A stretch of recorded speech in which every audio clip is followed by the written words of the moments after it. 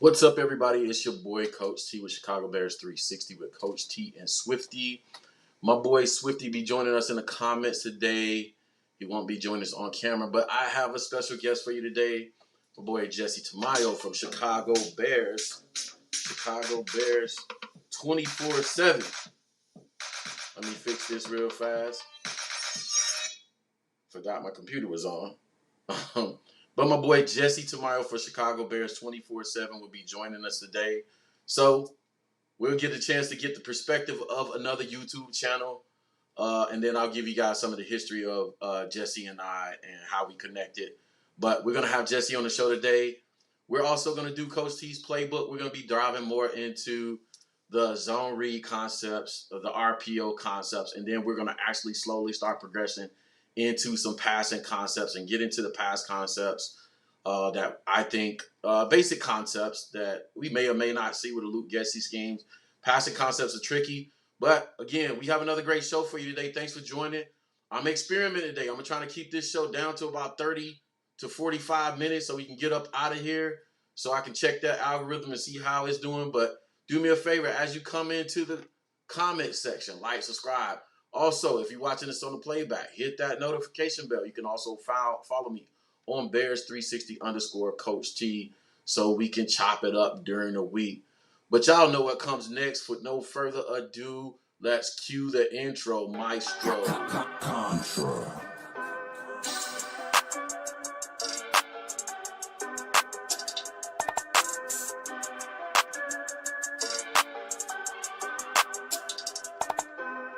Life like chess, move to pieces, you know I roll in silence. On the road to them Benjis, I fill my teeth with diamonds. I'm high as fuck in the sky, you would've thought I'm pilot. I'm from Chicago, it get ugly, fill the streets with violence. Life like chess, move to pieces, you know I roll in silence.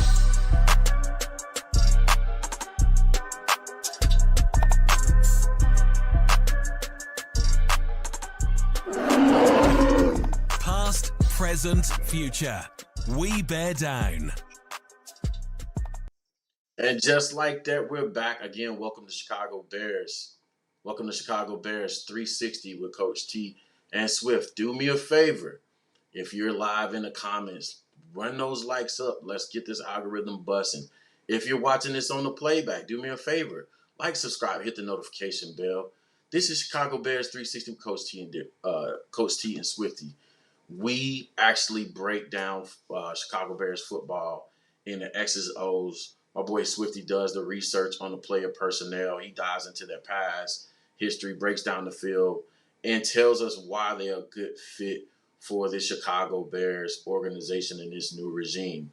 In this channel, it's always research over me search, and as my boy Swifty says it's always knowledge over narratives. We try to keep the negative vibes, energy out of it the best we can.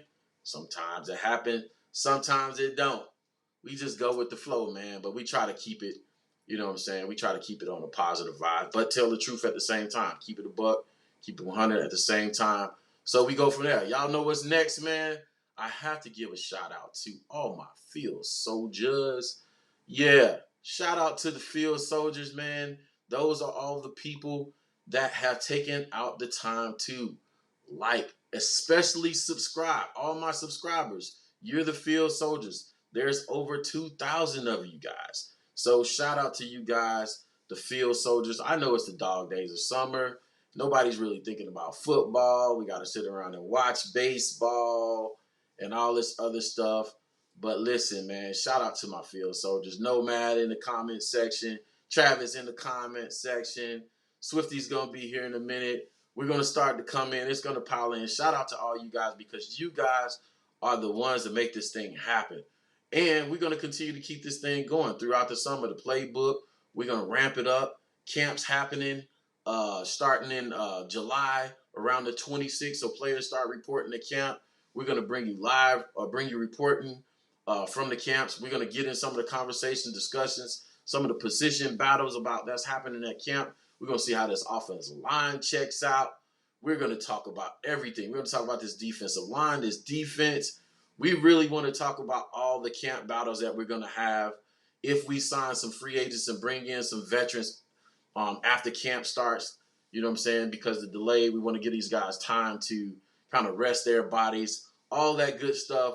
We're going to talk about it leading up to camp. So we're not taking a break all summer. We're going to keep the channel going, and then we're going to ramp up into the season, and then we're going to have a pre-game show and a post-game show during the season to get you guys' takes and stuff like that. And then also, what I'm going to be doing this summer on the show, I mentioned this on Twitter, I'm going to start bringing some of my Chicago Bears Chicago Bears Twitter personalities on the show. So if you're a subscriber to the show, also my subscribers, I might hit you up and be like, yo, you know what I'm saying? You've been loyal to the channel. Hey, put your face on camera. Come check us out. Come talk to us, me and Swift. And, you know what I'm saying? And just hang out with us for a little bit. So that's what we're going to do to fill the days during the summer and get into this thing. So it goes like that, man. We're just going to keep it moving, man. That's the flavor. That's what we're going to be doing. And we're going to keep it going, man. So it's like that. Let me check my text messages real fast and see, you know what I'm saying, where my guy is. But it's all good. You know what I'm saying? It's all family. We'll get into this playbook and we'll jump it off. So y'all know what the next segment is. I told y'all I was going to kind of keep the show down to like 25, 30, 45 minutes today. So let's just see how it goes and, you know, see what happens with that. So the next segment is Coach T's Playbook. Yeah. I had to get some music to go with that, man. I feel like that graphic deserves some music. We're going to work on that. But I appreciate everybody that's tuned in to Coach T's Playbook as we've broken down what I believe some of the concepts that we're going to see in this Luke Getsy offense over the past 4 weeks. We've broken that down, and I've built it up over the course of just about 4 weeks. I built it up. I felt like I've done a pretty good job. I'm pretty satisfied with what we built so far, and we're going to do a quick review of that, and then we're going to talk about, and we're just going to build on it. We're going to talk about what's coming up next, and we're just going to build it into true passing concepts and all that good stuff. So, quick review. Y'all see it up on the screen right here. We've been doing a live kind of build of the playbook. Hopefully y'all can see that. We'll go over it. Initially, I talked about it. You know what I'm saying?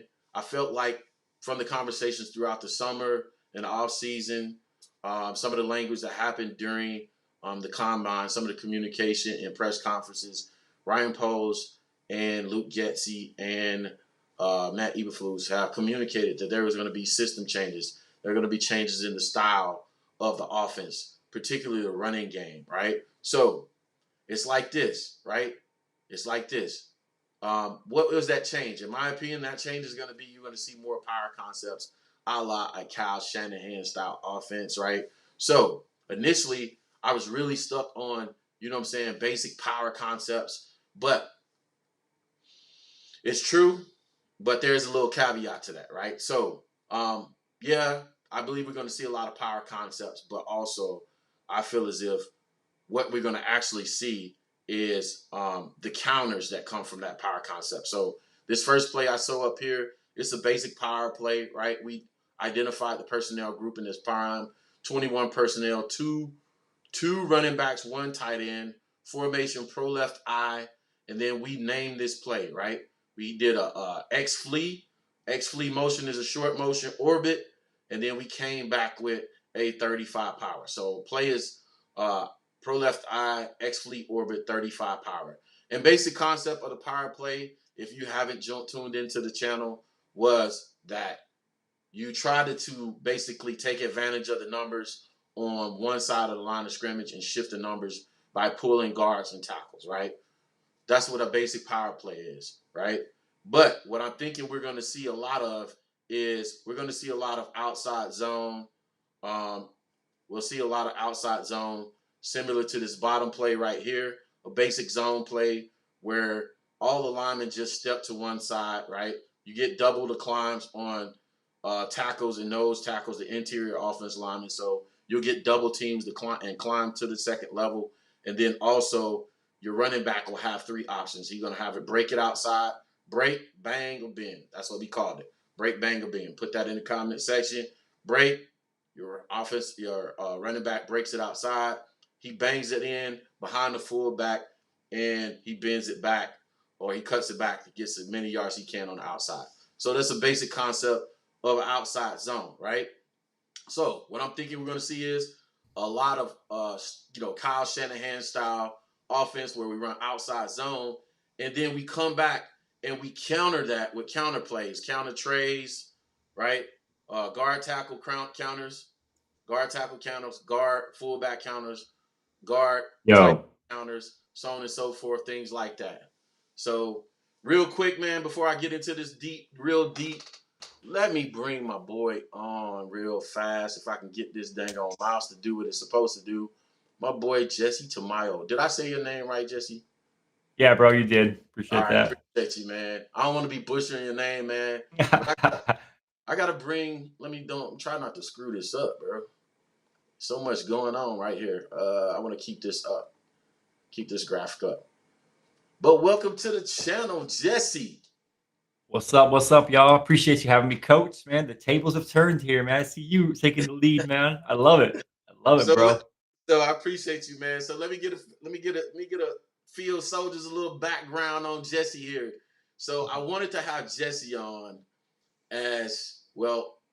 Swifty's not a guest, so I want to have Jesse on my one of the first guests because I want to give Jesse his flowers, man. Jesse was the first person to introduce me into Bears YouTube media, man. So, matter of fact, I'm not going to do a live broadcast during the game on my channel. So do me a favor. You want to get live commentary during the game, and you know what I'm saying, feedback during the game. You just want to join an all-around good chat. Jump over to Chicago Bears 27, which is where I started my Bears YouTube experience with Jesse. And Jesse, provided me an opportunity. He saw that I knew a little bit about football, and he Just a brought me little on. bit. Yeah, a little bit about football, and he brought me on the channel sharing my experience. So I wanted to give you your flowers, man, and thank you, man, for sharing all your knowledge about how to get this thing going. And you see where I'm at, man, over 2,000. I see you took it to the next level already, man. You took it to the next level, man. Congrats, bro. You're doing big things. I was sitting here looking at you. I was watching your intro. You're like, I got 2,000 subscribers. I was like, that's what's up. Yeah, man. That's what's up. I knew it wouldn't take long though. Once you start putting good content out, bro, people will just come. So good. Yeah, I appreciate you, man. So Jesse, we ain't had a chance to talk in a while, man. I want to get your opinion on all the changes, man. The regime changes. Yeah. How do you feel? We'll start we'll build it up from the top to the ground. How you feel about the regime change with Ryan Poles and the approach that he's taking to rebuilding this? We won't call it a rebuild, but redirecting this franchise and trying to get us in the right direction, man. Well, the first thing I gotta say is, I'm not as positive as you are, right? And so I Right. just, you've probably seen some of my videos. I've been super negative about everything, Right. but it's not all negative, and I just want to clear that up because some people have really been criticizing me, like, man, you're just like so negative about everything. It's not all negative. It's just that some of the things I've been talking about, I've been real negative on. Mm-hmm. So I hope I can clear this up today officially. So I think the biggest thing for me is, one, was the change needed? Yes. There's no doubt about that. Like, we would be fooling ourselves if we sat here and said we didn't need a coaching change and we didn't need an upper management change. It had to happen. So I'm happy that happened. No doubt about it. How do I think the GM's doing right now as far as his job? Okay, well, let's talk about the coaching hiring. So they hired the coach, right, Eberflus. I was kind of like shocked, to be honest. Now, looking at his resume and what he's done as a defensive coordinator, as a linebackers coach, it's in there. It's good. It's definitely better than what Nagy has on his resume, right? There's no doubt. If you compare the two, Eberflus's resume as an assistant is better, right? At that same point in time, there's a hire come in, so that's good. And he's definitely taken. If you look at what he's done with the Cowboys, he's taken linebackers, man, and made them like next level players. So I think we'll see that with Roquan Smith. We're going to see him. I mean, he's already been like in my book all-pro type player. I can't imagine what he's going to do in this system.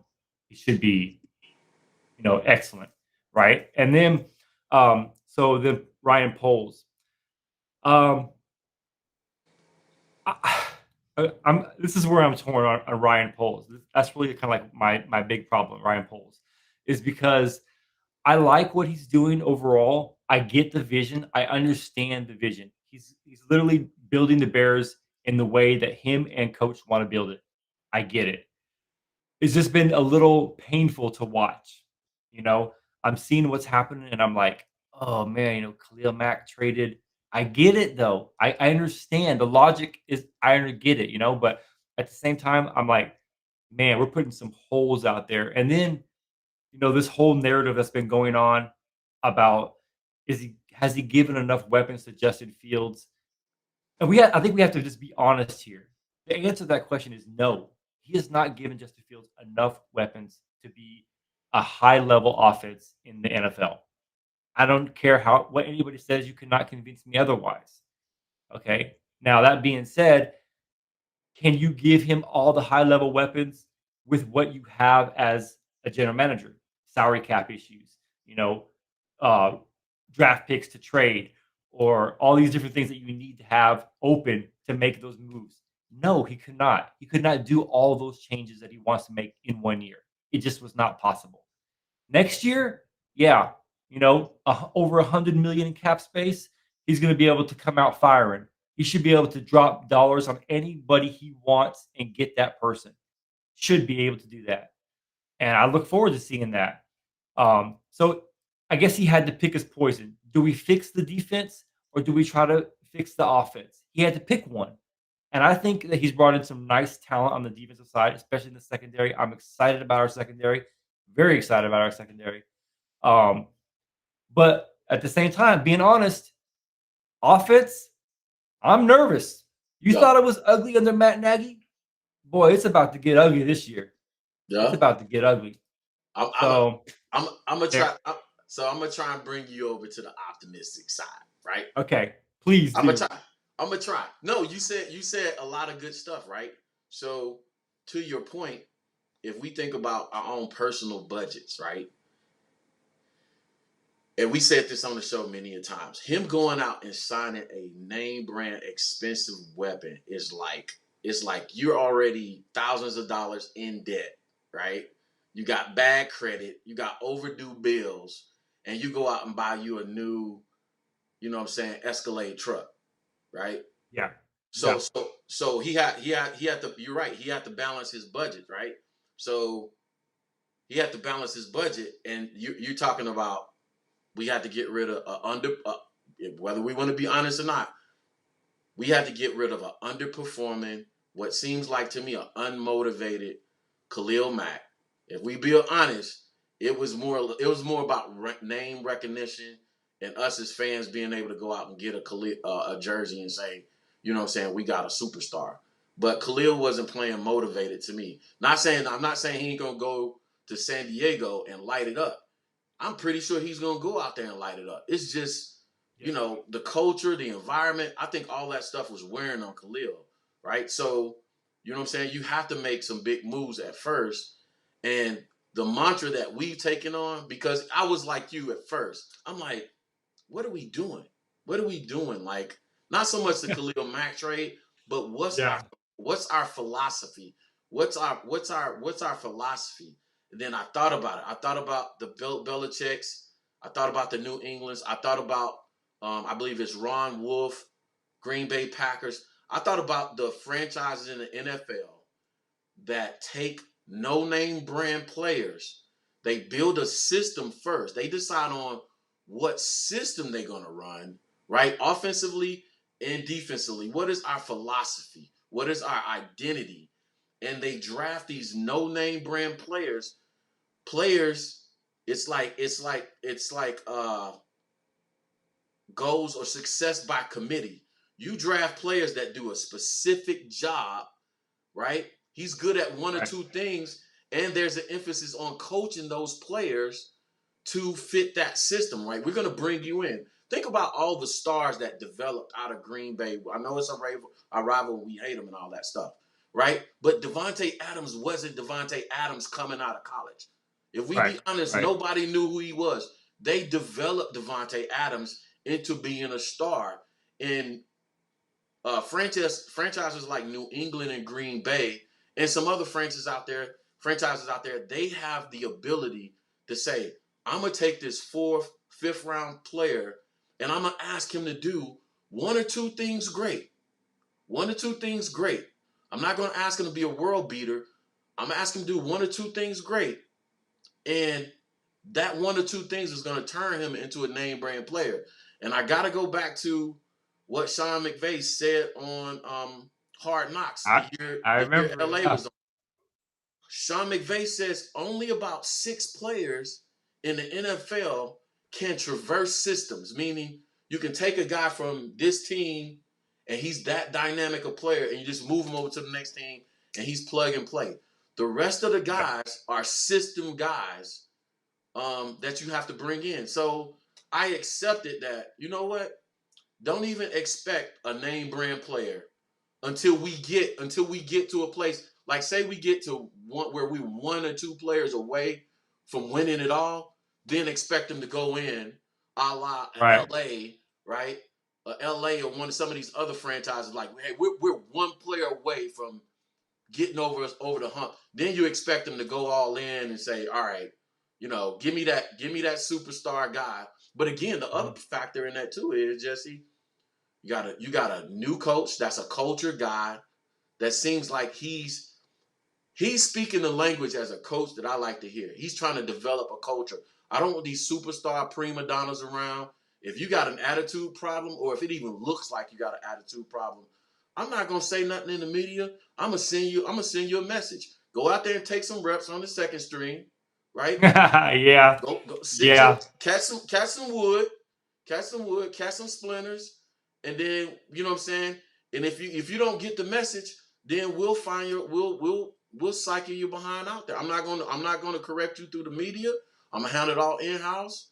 I'm gonna protect you right to the media, but I'm a send a message. So I it's not it's like it's like uh it's like adjusting the turkey, bro. If you're used to you eating pork, right?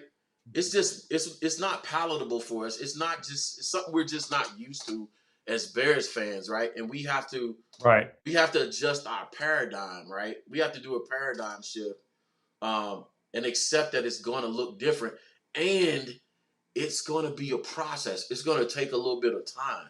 So Yeah. I mean, that's I that's acknowledge. that's my only comeback, if you would. Yeah, I acknowledge what you say. It's going to take time. I get it. It's just that I don't know. I think I'm a bit jaded, man, after the whole Matt Nagy experience. Like, man, you saw us, man. We were in there. We were believers. Yeah, It took me forever. You know me, man. Once I yeah, believe, you can't change my mind. I'm yeah, in there. I'm yeah, riding the bandwagon, man. I'm going all in, yeah. right? So, because I'm a fan too, I love the Bears. So I'm there. Right. Once I see some success, man, the first game we win, I'm like, oh yeah, we're going to the playoffs. Yeah. That's me, right? So, but I'm kind of like trying to like take a step back and look at it from the big picture point of view. Right. And man, and building the system, you're right. Because like, look at the Patriots, man. They draft off-brand fools all the time. Now, I'll be honest, they ain't been the best drafters in the world. Part of their success has been quarterback play, and in the NFL, you need a quarterback. You could have off-brand guys as long as you got a quarterback. If you ain't Right. got a quarterback, all those off-brand guys are going to get you 5 and 12. Right. That's all they're going to get you, Right. system or not. I believe that, but um, I think Justin Fields is that guy. Yeah. I do, man. I think, man, seeing that Pittsburgh game with him last year, I was just watching a guy who was going to be a star. I mean, that game there to me was just unbelievable, man. He was just dropping dimes, rolling out of the pocket, like he was just doing everything. Yeah. I walked away from that game thinking like, wow, you I know, think I see. I think, and that's an important point you just made. I think that's the thing. The we as Bears fans need to focus in on, right? Maybe over the next year or two. look for those flashes, right? Look for those flashes in Justin Fields. Pay attention to what he's doing, even personally this offseason, what he's done so far, right? He's taken players, he's brought players down here to Atlanta and worked them out. He works with Quincy Avery down up the street, up about 25 miles from here, up at Morehouse College. Um, Quincy Avery is a well-known quarterbacks coach in the area. A lot of local kids, teenagers, high schoolers, college players come here to work out with him and pros. He knows what he's doing. Matter of fact, I inboxed Quincy earlier this offseason after I did my Justin Fields breakdown, and I said, hey, man, because he'll reply. And I said, hey, man, by the way, I just did the Justin Fields breakdown. Do you teach your guys to switch up the snap count? Because every play I broke down from the season, he went on one. So one of my major criticisms of him was he needs to switch up the count because he doesn't recognize his blitzes. And your snap count, just like Aaron Rodgers does, he uses his snap count to expose teams' blitz packages, right? So if I go hard count on one, you're gonna show me who's jumping, right? And I can make the adjustment. I can audible out of it, or I can keep the play and know I got you burnt, right? So I sent that to him. So we can focus in on Justin, right? But also I believe Luke is gonna bring an identity. He's gonna bring a system, right? Now, do we have players to fit everything? I'm a little bit concerned about the offensive line, obviously. That's well documented, right? I love Tevin. I love Tevin Jenkins. I got a breakdown video. I thought he played well at left. He got better at left as the season went on. I think even in the Green Bay game where he started, he only struggled because they were trying to give him help, running back help. He didn't need it. It actually confused him more. You know, he was better in one-on-one situations than you sending him help. But I knew what Bill was trying to do. Hey, rookie left tackle, let me send him some help to start out, blah, blah, blah. But it actually hurt him more than to help him. So I'm concerned about the offensive line. But I believe Luke is going to bring an identity. And like I'm doing with my playbook in this series I'm doing, he's going to build on things and he's going to set things up. And he's going to build like a good offensive coordinator. You add things and nuances throughout the season to give defensive coordinators different looks. So they're scouting your film. They know what they're going to see. But he's like, hey, let me add this wrinkle in here. Let me add this flea motion, this fly motion, this orbit motion in here. Let me add this reverse, right? So, yeah, I believe, man. I'm not overly like we're going to the Super Bowl.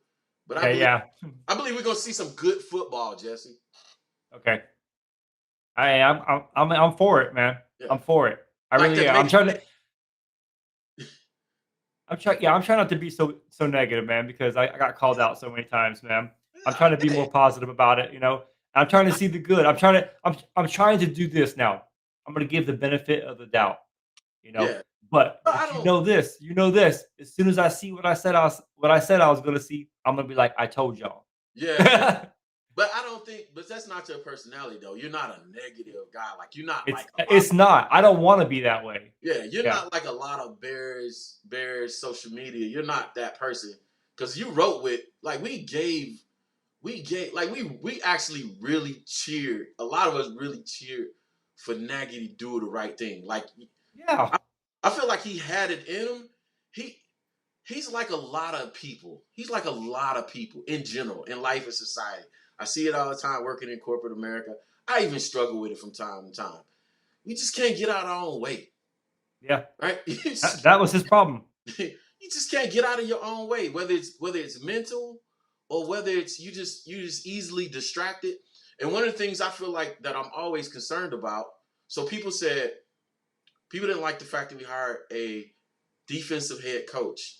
I actually was okay with that because one of the things I struggle with in the corporate space, the project management world, we call it the halo effect, right? It's when you take somebody away from what they're technically proficient at and you make them a leader of people. Just because you're technically proficient at a job doesn't mean you're a good leader of men. So to be an excellent offensive coordinator, and those have been following this Coach T's playbook I've been doing, you see all the detail that you have to put into an offensive play, right? Pre-snap motion, snap count, right? I need to throw in nuances and tricks. I need to decide the play. I gotta have a blocking scheme, right? If I'm throwing a pass play, is it 50, 60, or 70 protection, right? 5, 6, 7-man protection. Do we have enough route combinations to beat cover 1, cover 2, cover 3, cover 4, combo coverages, 5s and 6, cloud coverages, 3 max? Like, it's a lot. But if you're a head coach and you got to worry about the media, you got to worry about player discipline, you got to have a meeting with the GM. When do you have time to sit down and be a guru? Yeah. Right? That's what always scares me about. Watch Brian Daboll. I know a lot of us rooted for Brian Daboll to be the next head coach. I'm Not watching me. this. Yeah. Not me. Watch. I'm just saying, as a general, watch him. I'm like, that's hard. Watch him. If he falls off, it's because the head coach responsibilities have taken him away from what he is great at. Right? That's you know what I'm saying? That's why for me, I always, when people ask me, do you want to be a head coach? I would tell them no. I love designing plays. I love setting up a game plan. I like the details. I like coaching players. I like, you know what I'm saying? I like the strategy of football. I can do the people part, right? But I don't want to do both. It's going to be either or. It's a lot. Right. You got to watch film, all that good stuff, man. So talk to me about the players. Talk to me about the personnel, the draft. It was underwhelming for a lot of people. It was for me at first, but then I started seeing like the mini camps come together. I started seeing some film on like I think for me, Jaquan Brisker, man, is going to be amazing. I'm excited to see this guy, man. I like watching his film in Penn State, and this dude is like, I think he has it all, man. Like he's a physical safety. He likes to get down in the box, but they played him single high coverage. Like this guy's got the range. He's got the physicality of a safety that you want to see out there. I'm excited to see what he's going to do, man. I'm excited to see how they're going to use him. To me, I think he was the best draft pick the Bears had, and I know that everybody may not say that. They may say, that Kyler Gordon was the best one, and based on his film, he has the best coverage skills. Like I've seen his coverage skills; they look amazing too. But what I'll say is, you may not necessarily notice that on game day because he's going to be a rookie going against some top-notch wide receivers. It's harder to make those splash plays sometimes to do that. I mean, it happens. I mean, Nathan Vasher, right, 15 years ago, whatever. I mean, he came out of nowhere and had 8 interceptions or something as a rookie for the Bears. It happens, but I think as a safety, you're kind of like you get a little bit more chances sometimes to be sneaky about the play. Get those tip passes and stuff like that, and fumble recoveries. And I'm looking forward to seeing what they do. I'm excited about the secondary because our secondary has been problematic at best the past few years. Yeah. Go ahead. No, I said I love it. I love the fact that when you think about who we got to play, who we got to overcome in this division, right? We got to defeat a depleted Green Bay roster and Aaron Rodgers, right? So why not? Right. Your secondary first, right? I'm almost a little bit opposite. I love what Brisker represents. I love what he's doing.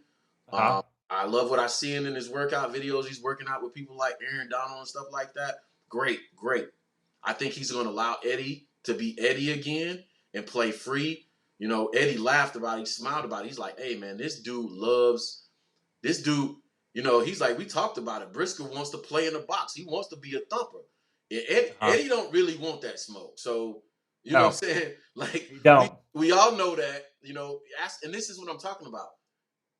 They ask guys to do things that they're not great at. That's not good coaching. So I like Brisker, but I'm going to flip the opposite.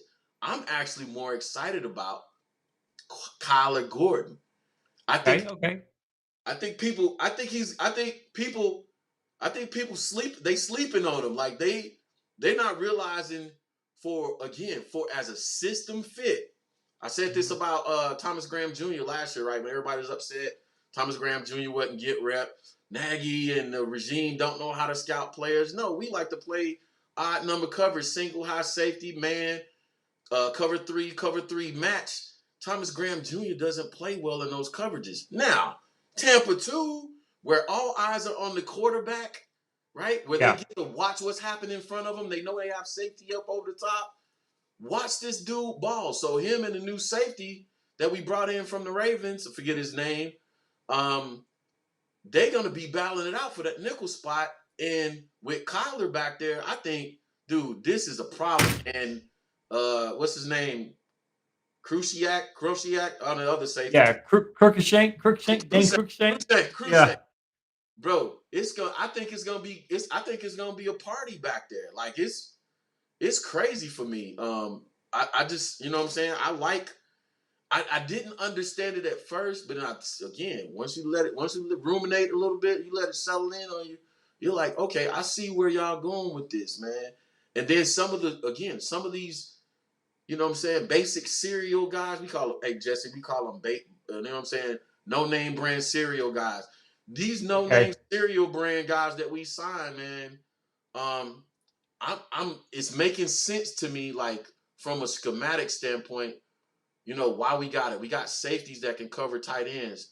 Hey Jesse, Swift had a quick question for you real fast. Yeah. I remember us talking about it, but who were you rooting for? Who was your first choice for head coach? Man, I can't even remember, man. To be honest, man, me either. So long now. Man, I don't even remember. I'd have to look it up. Let me see. Let me just Google here real quick. Yeah, it was an offensive guy for me, but I can't remember. It was probably an offensive guy for me too. I was for sure. I was pulling heavy for Josh McDaniels. Oh yeah, I knew that was never going to happen. Yeah, I knew that was never going to happen. I was pulling Josh McDaniels at first. I remember that because I just again, I like the fact that. Oh, okay. I remember some of my top guys. So I know people are going to laugh at this because there was so much hate. But one of the people I was looking at was Doug Peterson. But I didn't think it was going to happen. But I was looking at him because I thought it would be a transition to the same system that we already had in place, but with a better coach, someone who's proven that it can do it. Right. So I had looked at him, but I felt that the Bears were going to go break away completely from the Kansas City tree, and they did. I thought they were going to do that, and so I didn't think it was a realistic one. But that's who I was hoping for, like in the first round.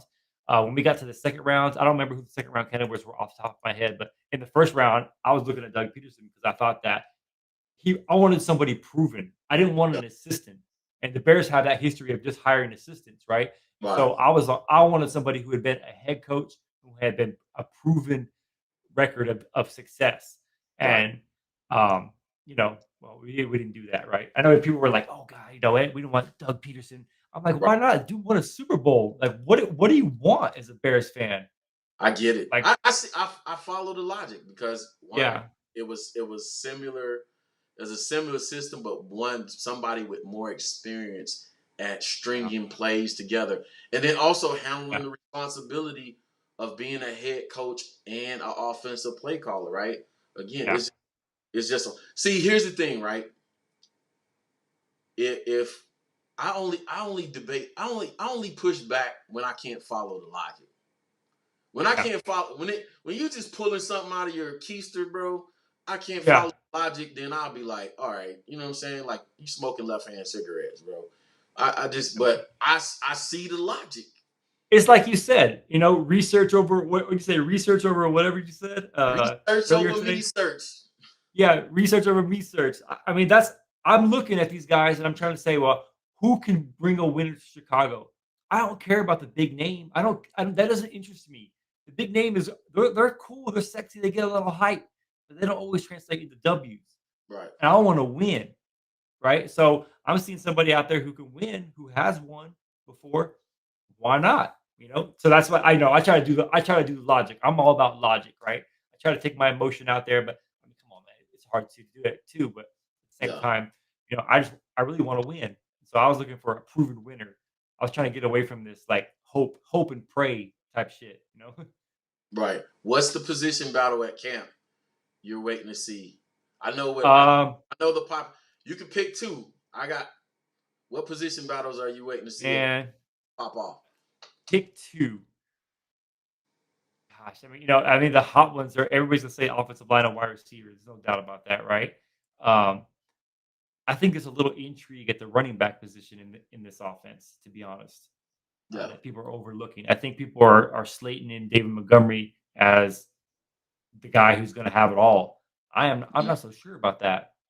I'm not so yeah, sure about this regime didn't draft him. They didn't right. draft this guy, right? So I'm not so sure that Treston Ebner from Baylor, the breakaway speed. They're looking for some more speed on the offense, man. And I'm gonna be honest, Dave Montgomery ain't that guy. He really Yeah, ain't. yeah, So watch and see what happens at the running back position. There might be some shockers there. I'm not going to say that Montgomery's going to lose his battle in training camp. I don't yeah, think that's going to happen, but we might see a decreased workload for him. yeah. But I wouldn't be surprised. I wouldn't be surprised if he. I wouldn't be surprised if he saw less carries. I think I pointed that out, right? You know what I'm saying? Like Okay. outside the 20s, I'm giving Herbert and I'm giving Ebner as long as he can hang on to the ball and handle the workload like a pro. I'm giving Yeah. them more carries because of the likelihood that if they break one, they get one inside the 20s and get you in the red zone. Now, That's right. That's when I right. go to the red zone and I need tough yards, I'm going to the guy that leads the league in making people miss. You know what I'm Yeah. saying? Yeah. Yeah. Because I'm, I think when Montgomery gets in the red zone, he has that nose and he falls forward every single time. every You single know, time. Like I like that about him. it, I think though, if there's a one position besides just the whole O line, it's that left tackle position that I'm just like, what is happening here? yeah, I've been shocked. Rookie Braxton Jones coming in there, mini camps and OTAs taking the left tackle position. yeah, Tevin Jenkins, which me and you got me on Tevin Jenkins. And after I saw his film, I was like, I want this guy, yeah. right? And so I've been on him with you. Once you showed me what that Hey, guy could do. pause for a second on that, Jesse. Uh oh. Tell the people who called Tevin Jenkins to the Bears long Oh, before we made the draft. you Let them know. did. You did. Let them know I Months, was on it. at least 2 months before the draft, you were like, check this guy out right here. This guy is the guy we need. This guy is a brawler, a mauler. He's all that. And I started looking at him. I was like, man, this guy's got something. I And do. you were even on him before Brett Coleman was when he came out with that video. Yeah. So I'm gonna give it to you, man. Give you all the credit.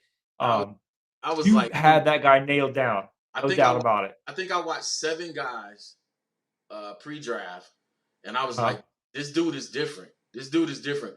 And it wasn't just his run blocking; it was the fact that he had. So I'm always talking to Swifty about how I evaluate offensive linemen: feet, hips, hands. Right? Uh-huh. Your feet have to always be anchored in the ground. You can't be making big clumsy steps, right? If your Yeah. feet are bad, you're going to either twist and torque your hips and get your hips in a bad position, and you just start losing power as you start. You know what I'm saying? As you start compromising your frame, you don't stay in a good football position. You can't generate power through your hands, right? And so I was like, he has all the elements, and then in pass protection he had counter moves with his hands to pass rush. So if you try and go with a double swipe, he'll basically make you miss. You know what I'm saying? Wax on, wax off. He's out there like Danielson while he's moving this big old 300 and something pound frame. I Yeah. just feel like the kid has it. Now, what they're doing with the guys right now, I'm not paying. Honestly, I'm not putting a lot of stock into what's happening right now because it's the underwear Olympics, man. They out here in t-shirts and shorts. And bro, I remember playing football and coaching, bro. You always had those guys that look like superstars in shorts and t-shirts. But listen, it ain't Yeah. happening until them pads start clacking. You know what I'm Right. saying? When the pads Yeah. start clacking, it ain't real to me Yeah. until the pad. Because my thing is this, and I said this to Swift. You know what I'm saying? I don't care. Bro. You can't reinvent the game of football. I don't care if you're paying football in the 60s, 70s, 80s, or 90s, right? Nothing You can't overcome experience with quickness, technique, or nothing like that. There's a plethora of pass rush moves that these rookie offensive linemen haven't seen. They haven't learned all the tricks of the trade, right?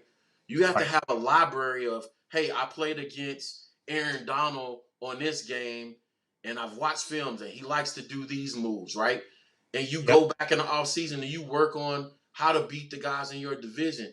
I just don't think there's enough experience, right? They might win out in camp, but there's not enough library experience that I feel comfortable with at putting Mhm. a left tackle at the rookie on the blind side of my star quarterback, right? I'd Yeah. rather put a rookie in his field of vision, knowing that he's elusive, he can get away, right? He got okay, Braxton's at right tackle, he gets beat. Okay, I know I need to slide step, reverse step, and get out of the pocket, or I need to just, step up in the pocket and scoot out behind him. Yeah. It's just to me it's common sense, but again, what do I know, bro? Anyway, Yeah. it's I mean, it's I think if I had to pick the one position that's the most interesting to me is the tackles. I just because I know it's not glamorous, but to me, I find it fascinating what's happening there. Um, yeah. it's And how's it all going to shake out? I don't know. I want to see. I'm now excited to see what happens. now one thing I'll say that we said, Swifty and I said, man, we're going back to the logic. What makes sense to us is give these guys as many reps in camp with the ones as Mhm. rookies as possible. Well, so while y'all doing the underwear Olympics, sure, go against and get as many live reps. Hell, violate, get a practice taken away from you so we know what we have. Yeah. Give them guys as many reps as possible so we have it, and then save the guys you're sure about. If they got injury issues, let them heal up. But give those guys as many reps as possible, and then you'll know for sure what you got going into camp. Now, when we get into camp, you know what I'm saying, leading up to the season around the first week of August, throw your best five guys out there, because to me, I know we're not going to block 5-man protection 90% of the time, but to me, the great teams, when it's required, when they know, hey, I have to block 5-man protection on this play. I'm in a desperate situation. I'm down by a touchdown, right? I'm down by a field goal. This is Yeah. game-winning drive. I have to block 5-man protection. That's what I'm starting with. That's the standard. When I have Right. to do it, can I do it? Right?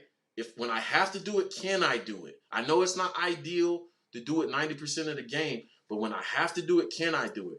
Can you answer that question for me? Start those 5 guys. Yeah. No, you're right because I mean it does come down to that. You're at the 40-yard line and you got 30 seconds and you need to block 5 man. That's it. Yeah, And you I got to had get the a ball down the field. Can you do it or I, s- not? I saw a clip. I saw a San Francisco clip when they were in the red zone and they ran this play and they blocked it 5-man protection, right? And I saw all the receivers and running backs and tight ends in the pass pattern. And I'm thinking to myself, I was like, for a defensive coordinator, that has to be hell, right? You got a Yeah. running back leaking out of the backfield. You got a tight end going across the middle somehow. And then you got 2 or 3 other receivers. Like, it's too much to cover. But you can't do that with 6 and 7-man protection. You can't, you know what I'm saying? Because I got a tight end Yeah. have to stay in. I got a running back, which, by the way, Nagy had no freaking clue about protection systems, protection schemes. He's That's just like, true. yeah, y'all run 30 yards down the field with 5-man protection. Never mind the fact that I got what's a dancing bear over here, whiffing Yeah, the that's clock. true. You know, I want to have a Nagy roasting session, but yeah, man, Yeah. I wanted to get you on here, man. Get your perspectives on some things. I don't think you're negative. I think you're like you. I think you have a system, and I think you have a process. Like, hey, I'm gonna give people a moment, and then once you start doing something stupid, then I'm gonna cook you. Yeah, that's what I'm gonna do too. But I mean, I think let me just say, I think the two positions that I'm really worried about, to be honest, if we look at like the team, is Obviously the wide receiver, I'm worried like what's going to happen there. I don't see enough on our roster anywhere on there to show me that look, we have something. Uh, Right. what I've learned from doing this YouTube thing and watching the Bears and all this stuff is that you can forget about hope and you can forget about breakout players. Do they happen? Yeah. But they rarely happen on the Bears. I've noticed that. I've been watching them for a long time. You don't It's rare that you get this guy who just comes out of nowhere or some vet who has never done anything and just comes to the Bears and just shows out. That doesn't happen. It does Yeah. barely ever happen. So like hoping and praying that somebody's going to come to the Bears and like just shine and when they have never shined, forget about it, bro. It ain't Right. happening. You So know, so I forget. So that's why I said that about the wide receiver position. I'm worried about that, and I'm also worried about our pass rush. To be honest, um, I think we do have some guys there that can make it happen. But what does that look like over a season? right. Does that translate to more than 30 sacks in a season? Do we have a 30 sacks on our team? Right. I don't know. It's going to be close. It's going to be Yeah. around 30. And 30 ain't enough. Right. 30 ain't enough. So Right. I don't know.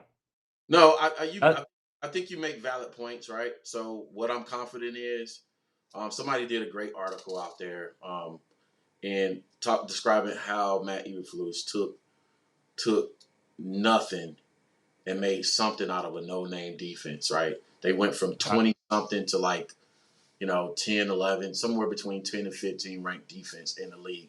And if you look at yeah. that Indianapolis Colts defense, they had no superstars on that defense.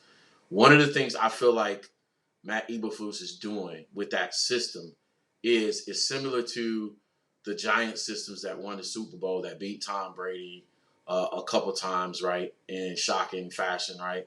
Is pass rush by committee, right? You're throwing numbers at the Yeah. pass rush. And again, the emphasis is on coaching, teaching and technique, teaching a simplified system, right? Tampa 2 is a simple system, right? You stop the run with 7, right? And you keep eyes on the quarterback by playing 2 high safety looks the majority of the time, whether it's 2 high zone or 2 high man. But your cornerbacks, your linebackers, your safeties all have eyes on the defense. And you have to run. You have to hustle to the ball. You have to gain tackle. You have to be physical. If one person is not on their job, it compromises the defense as a whole. If the front 7 can't stop the run and we have to add additional bodies to the box to stop the run, then it's going to force us into single high safety, and that's not what we want to do. So they have to sign enough rotational defensive linemen, right? Defensive ends, interior defensive linemen, and linebackers, right, that can stop the runs on first and maybe second down to get us in third and long situations. And then from there, rely on those draft picks that we sign. Rely on those guys to be where they're supposed to be and do their job. It's a very simple defense. It's just I have a little bit of confidence in the defensive system. I want to see us get more defensive linemen in that rotation. So my 2 position concerns is offensive lineman and defensive line for this team. But I thought what you said about the wide receivers is a good segue into my question for this particular show. And Let me say one thing real quick, Coach. Go Real ahead. quick. Let me say something because I see some people in the chat and Swifty's trying to roast me, talking about how Quinn had 18 and a half sacks last year and all this stuff. Yeah, he did, but that's also a franchise record, and you expect that to happen every single year. First of all, we don't have Bilal Nichols in the interior anymore. We don't have Akeem Hicks in the interior anymore, and we don't have Khalil Mack. So when look at our defensive tackles that we have now. We got a bunch of off-brand, no-name guys who have probably never had more than 6 sacks in a whole season at the defensive tackle position. These aren't guys who are 3 technique guys who are going to be able to shoot the gap and put pressure in the interior. These are just some guys. These are just some no-namers. These are just dudes out there. These are just regular old football players, man. And so that's why, now Robert Quinn, he's going to face that double team every single time he's out there. That's what he's going to face. And if he has more than 12 sacks, I'll be amazed. Yeah. Okay. The team is different. That's why I'm saying this. Like, you can roast me all you want, man, but I'm willing to make a bet right now he won't have more than 12 sacks. I'm willing to make a Uh-oh. bet he won't. Yeah, Uh-oh. there ain't no way. There ain't no Uh-oh. way. There's not enough talent on the defensive line to pull protection away from Robert Quinn. Watch what I tell you, man. Uh-oh. Watch So what I tell you. so so your number is 12 sacks? No more than 12 sacks for Quinn? No more. He probably won't have 8, to be honest. But you know what though? I'm being honest with I'm okay with that though. As long as the other guys eat, that's what I'm concerned with. And But so, will they? yeah, I think it might be a good research. Go back and check the Giants teams, the Giants team was that the 90s or the 2000s where they won their Super Bowls, right? Who was the guy? You know what I'm saying? Who was the guy? Matter of fact, who was the guy? Who was the guy in the Tampa Super Bowl winning season? Look, the Giants had guys. What's that dude who blew his finger off, right? Like, he was over JP, there, right, when they won the Super Bowl. JPP. They had Michael Yeah. Strahan, but they had a bunch of no-name other guys that was a rotation of defensive line too. Those guys were by committee. They had at least, and that's when because I paid attention to that, and I was like, man, that's pretty smart. They had those guys, but they actually had about 6 or 7 guys that rotated. Yeah, they had a great rotation. They did. Yeah. They were deep. That's what won them that Super Bowl against Tom Brady, because the pressure they could put on that guy it killed him. You know, Right. he wasn't back there smoking cigars and shipping Hennessy, right? He was under pressure. So, Well, maybe that's what I said. We'll see, man. That's my thought, man. You and Swifty or the so y'all can debate it out, man. So, but yeah. I mean, I get it. I think it's probably Jesse. I think it's gonna take you some time to go away from the name brand. Get off the no. So this defense, honestly. So I thought about that, right? And this reason why I asked the question that I did. You know what I'm saying, for the intro or the label for the show. Do we have enough weapons? Does Luke have enough weapons to scare defenses? It's kind of like a trick question, right? And that's really an overall question for the entire team. Do we have the players and the weapons, both on offense, defense, to scare a team? And it was kind of a clickbait question, right? Or a trick question. Because I kind of want us to think about that and start transitioning off of, yeah, you know what I'm saying? Yeah, we don't have a Tyrann Mathieu. Yeah, we don't have an Aaron Donald. Yeah, we don't have a Khalil Mack. But again, you know what I'm saying? Look at the franchises that won the Super Bowl. They either got there with no-name brand players and then got the players to get them over the hump once they got close, or they did like New England and Green Bay. Even though Green Bay hasn't won anything, they had success earlier. I don't like this new regime, but the old regime, I think it was Ron Wolf and them, Ted Williams. Is that his name? Yeah. Oh, yeah. I think it was Ted Williams and Ron. I liked him as a GM. I liked how he did things. He was like, okay, I'm going to create, I do this systems and processes for a living, IT, right? I like when people design systems and set you up for success by designing a system where the only outcome is you're successful, not grabbing for straws here and there and making up stuff on the fly. No, I'm going to design a system. It's like, hey, when I went to the Marine Corps, right?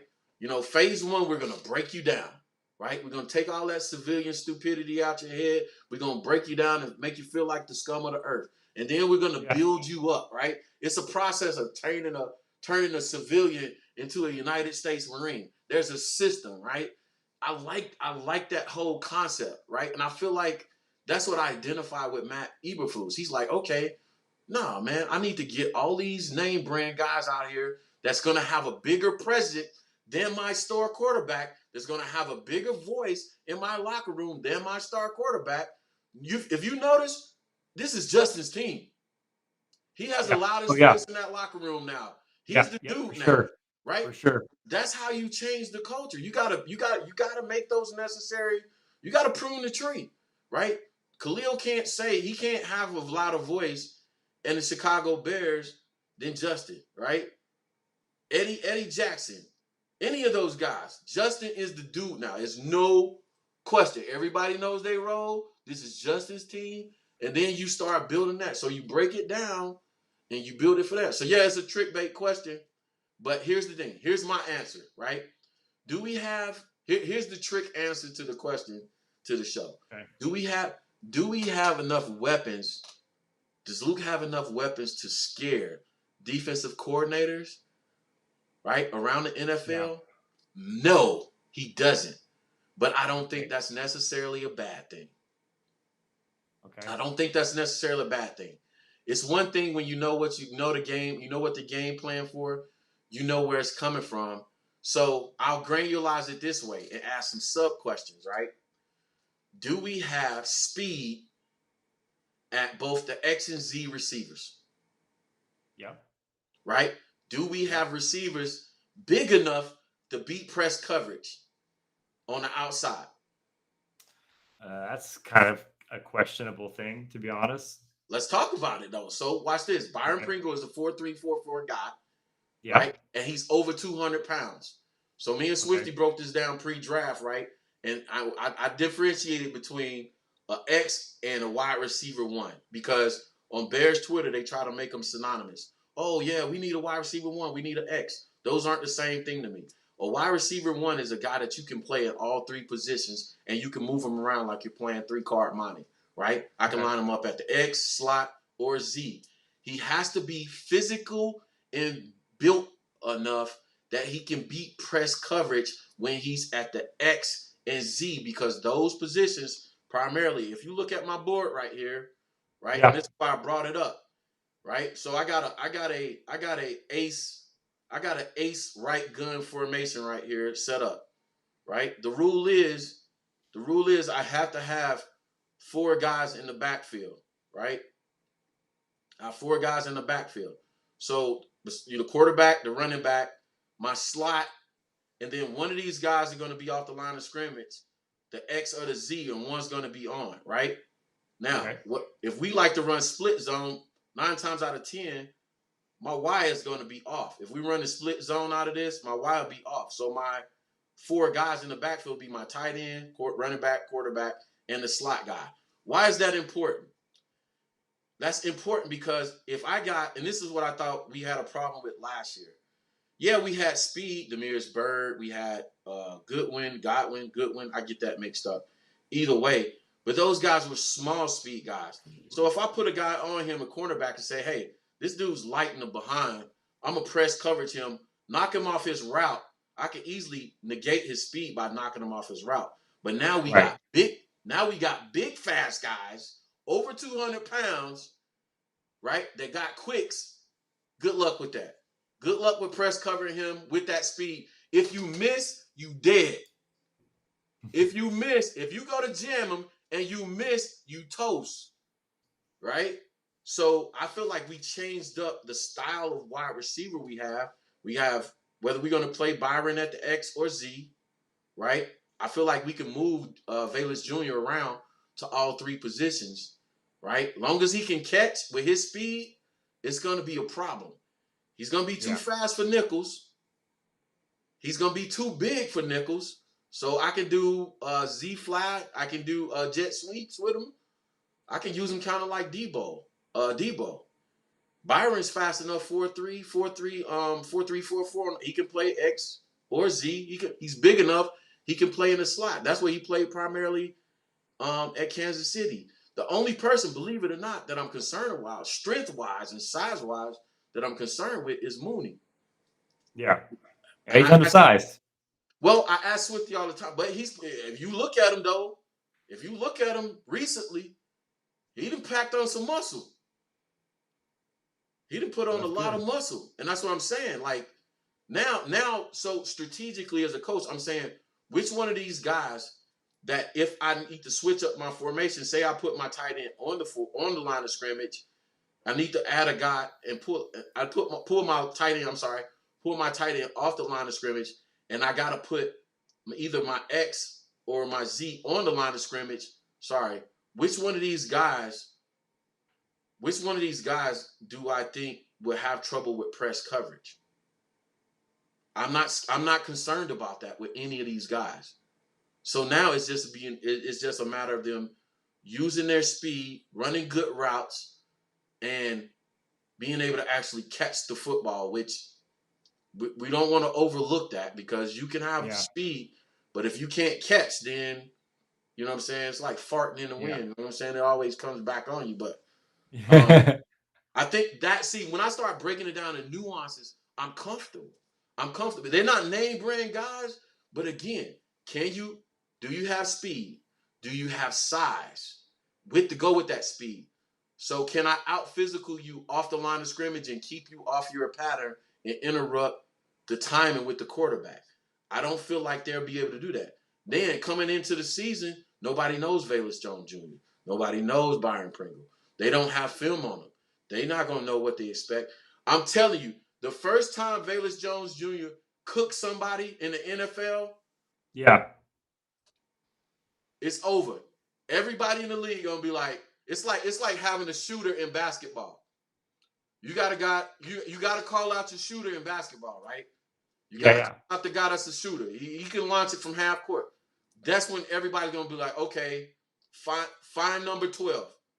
Wherever he is on the field, and then as an offensive coordinator, it's your job. And now you play 3-card Monty with the guy that they have to find. Like San Francisco. You know going into that game, y'all better find Deebo Samuel. Right? Yeah. You better find him. You better have a plan for him. And then, like you said, with our running back, I'm not concerned about. I know there's going to be a competition, but I believe one of those 3 guys are going to emerge. So can they catch the ball out of the backfield? All 3 of them? Yes. Can they run the ball? Yes. Do we have receivers with size and speed and route running ability? Yes. Do we have speed all over the field? Yes. The only thing, honestly, I feel like Cole is going to emerge this year. The only thing I'm concerned about is those guys up front, man. Yeah. Okay. I like the optimism, man. I do. I'm trying to break it down for you, Jesse. I get it, man. Like I have counterpoints to everything you say, but I'm just gonna I think you have. I like the way you're thinking. You know what I'm saying? I like how you're breaking it down. That's if I have to make a defense for him. So I get it. Yeah, I get it. And I'm glad you did, because I haven't thought of it that way. I'm looking at it from like the pessimist part of way, right? So I wasn't thinking about all those things that you're saying. Yeah. Okay. So I think some of those things can go right that way. They sure can. Yeah. Yeah. So again, I'm thinking about it again. That's why I did the playbook session. If I'm designing my own playbook, if I'm putting together a team, I'm just saying, if I want to play good football as an offensive play caller, as an offensive coordinator, right, at the levels I've done it, if I'm putting together a team, I'm asking myself, do I have speed and size on the outside? And do I have a quick twitch guy I can play on the inside? Can all my guys beat man coverage, press coverage, right? Yeah. So if you man up against me, can all 3 of my guys, right? Now, so the overall thing that I didn't say is this. What is all that going to do to defenses? When is it? So answer me this question. And I'm not coming at you, Jesse. I'm just answering, Yeah. No. So watch this. Answer me this question. Strategically, when is it okay with all that size and speed on the field? When is it okay to move a safety down in the box? Well, you're taking a big risk to do that. It wouldn't necessarily be okay. But here's the thing: it's okay whenever the offensive line doesn't block, because the quarterback doesn't have enough time to get the ball out. The route has to be 10 yards or less because you're going to get home. So that's when it's okay. So again, reason why that's my only concern. That's my only concern, because if those guys hold up, if those guys can hold up, especially in 5-man protection, maybe I'll say 6-man protection. We'll go 6-man protection about. Give me about, if we can get away with 5-man protection at least 15 to 20% of our plays. Oh, that would be amazing. That'd be amazing. We're winning. But I want people to think about the strategic Cause I listen. There's a lot of people out here, and I have my moments. I have my moments where I allow myself to smoke my own dope. There's a lot of people out here doing Bears YouTube, but listen, bro, I'm finna have a Coach T moment, bro. When it come to this football stuff and the X's and O's, you cannot hold my jock. I'm telling you, when you start getting into this stuff right here, I want you to think: when is it okay for you to move a safety down in the box if I have speed all over the field? Yeah. It's not. If my protection holds up, it's Yeah. If not you have okay. protection, you can't. Yeah. I'm gonna cook you. So Yeah. pick your poison. Now look at this. Look at this. It don't matter whether you're playing 3-4-4-3. Look at this, right? If I'm even in the base formation, move your guy linebacker back in here. That's a 7-man box. If my offensive line can block, right? You're Yeah. either you're gonna play too high safety and I'm gonna run it down your damn throat, or you're gonna move a safety in the box and I'm gonna go over your head. Yeah. Well, let me just say a couple counterpoints to what you're saying. You're right about that. But It's last year, it's football last 101. yeah, but you know what? It didn't work last year when we had some similar speed. Marquise Goodwin and all that stuff, that Olympic speed out there. It didn't work. It did But not work. Marquise Goodwin was a little guy. He cannot beat press coverage. Yeah. Okay. Well, all right. Demarius Bird. Let me Demarius say this Bird about was our offensive line, man. Demarius Bird was a little guy. He could not beat press coverage. You got a 205-pound rookie wide receiver that runs a 4.3. You got He may not be able to beat press coverage either. He's a rookie. nah, We don't know. nah. See, so the first element of am I gonna come up and be physical with you is Yeah. if I'm looking across the line of scrimmage and I see you ain't been in the weight room, oh yeah, I'm gonna try you. But I'm telling you, the first time that's why I said, remember, go back to what I just said. I said the first time somebody tries Velus Jones Jr. and he cooks stay behind, the whole league gonna be on notice. Do not press this dude. Do not press him. You're gonna be on skates and you're gonna be watching his keister and you're gonna be watching him doing the end zone dance. He gonna hit his head on the goalpost because you stepped up, you tried to press cover him, a 6'2", 205-pound, 4'3", 40 running guy. Oh, by the way, if he catches the ball in the slot and you not made like that, if he catches a quick hitch or something like that from the slot position and you not built like that, that's a running back. That's where I want to see him. I want to see him in the slot because everything I see him the way he runs that ball in the open field is like a running back. I want to see him. The dude has got moves in the open field. I want to see him all over the field. So to answer my question, it was a little bit of a trick question. Do I think we had a weapons and scared defensive coordinators around the league? No, but I think that's a great thing. It's like it's encrypted right now. It's yeah, y'all don't know what we got going on, so prepare for it. So I think it's a great thing. Nobody knows what we got going on. I think it's suspicious that we keep saying, oh yeah, like I've never known a coach to come out over the podium and say, yeah, we're running out this. No coach I know announces his system or scheme. Oh yeah, we're gonna run outside zone. I think that's suspicious. I think that's peculiar to me. It's bizarre. Like it doesn't sit right me. I think we're gonna throw a curveball. I think we're gonna see a little bit more power than their elite non. Meaning we're gonna see a lot more pulling guards and tackles and a little bit more physical running style. I think offensively and defensively, yeah, nobody's gonna know. We're not gonna scare him. No Don Bird. We didn't sign the name brand wide receivers and all this other stuff. Bro, y'all signed all those name brand guys and y'all still gonna suck. We still gonna beat y'all twice. And I put that on everything I love. Y'all still gonna suck. Y'all still gonna hold L's. Hey, that lets you know, Jesse, that I'm official. Because I got Don Burr in the comment section. I see Don. What's up, Don? Don be on everybody's channel. Shout out to Don, man. Yeah.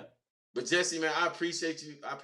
Man. Again, outside of this, this show today, man, just everything you do for Bears DIY Media, man. Like I said, during games, I don't have the patience to be, live broadcasting Yeah. during games with y'all. So go over to Chicago Bears 24/7. Check my boy Jesse out. They actually got good vibes in the comment section. The majority of the time. Every once in a while. Majority of the time, it chat's legit. Yeah. Yeah, every once in a while, Coach T will come in there and start some trouble, man. But Oh yeah, Coach comes in there and riles them up. He pops in about 15 minutes, starts all kinds of trash, then leaves, and then people are still going off for about 45 minutes looking for Coach. Is Coach still here? Is Coach still here? I just try to get your algorithm busting, man. That's all it is. Yeah, I know, but people get fired up when you get up in the chat. They go off. They get mad at me. I don't care, man. Oh my God. But I think it's a great show, man. Listen, man, I appreciate you taking the time to come on, man. Yeah, thank you so much for having me, Coach, man. And hats off to you for success, and by the way, man, I love what you're doing. Congratulations to Newlywed, man. I appreciate you, bro. Actually, we have a baby on the way, man. In 20 days. Get out of here, we got a new baby coming. Yeah, man. So yeah. I'm gonna be busy, bro. Well, congratulations, man. See, you out here starting a family, and I'm a brand new grandpa. There you go, man. We all start somewhere. Yeah, I had my first grandson this last Memorial Day weekend, man. So awesome, man. Big things on that. But we'll definitely link up during the season again, man, and we'll see how it goes, man. All right, man. Hey, thank you for your insight, man. Give me some things to think about, bro. I appreciate you. No doubt. Text me, man. We'll keep up during the season. It's going to be interesting to see how it all folds out, man. But for sure. I appreciate you. We'll touch base soon, man. Let me do this outro, man. All right. I appreciate you guys, man. Thanks a lot, man. All right. And there you have it, man. My boy Jesse joined us today. Again, everybody, thank y'all for being in the comment section, man. All of it is appreciated, man. Do me a favor. Always as possible. Do me a favor, man. It's hard this summer, man. Not a lot of people on YouTube. You know what I'm saying? Algorithm. I need y'all to go out there and hit that like button. I say it in passing, but I need y'all to really hit that like button and comment on the video, man, so I can get this algorithm up and upscale. It's the dog days of summer, man. We stuck with baseball and all this other crap. So I need y'all to hit that like button. Subscribe, man, if you're watching this on the playbook back. And then also, man, on Bears Twitter, man, follow me at Bears363, Bears360 _ Coach T.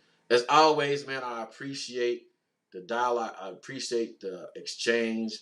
Listen, man, confrontation doesn't have to be confrontational. That's my Coach T-ism for the day, right? Yeah, it's research over me search, knowledge over narratives. But listen, confrontation doesn't have to be confrontational. Remember that. Put that in your toolbox as a life lesson, man. And I'll see y'all maybe next week. I'm in Panama. I won't be next week. I'm going to be in Panama City, Panama. And then I think later at the end of the month, I'll be in London, man. So I'm going to miss a couple weeks. But listen, man, always, again, shout out to the field soldiers. Thanks for joining the channel. I'll see y'all in a few weeks. All right.